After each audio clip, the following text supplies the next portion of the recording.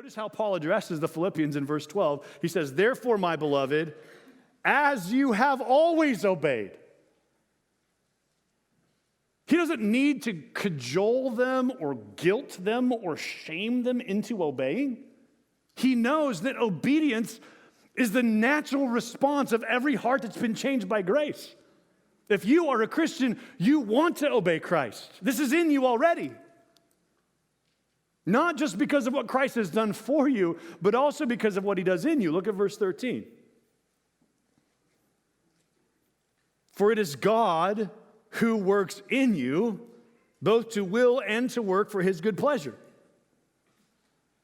The beautiful thing about the humiliation and the exaltation of Jesus is that having been exalted to the right hand of God, which is the very thing we celebrated last week at the end of the text that we read, that God has highly exalted him. As a result of being exalted, Jesus Christ has poured out the Holy Spirit on his people, Acts chapter 2, verse 33.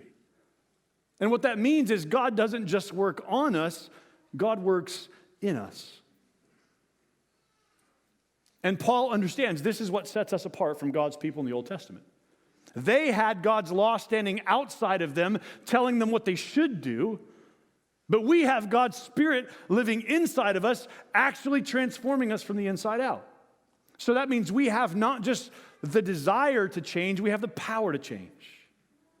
Because we love Jesus, we want to obey him, and because his Spirit lives in us, we actually can obey him.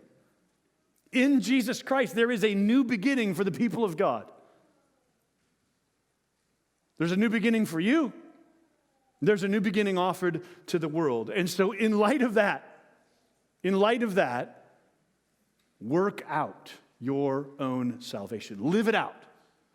Let your life together be a foretaste of new creation.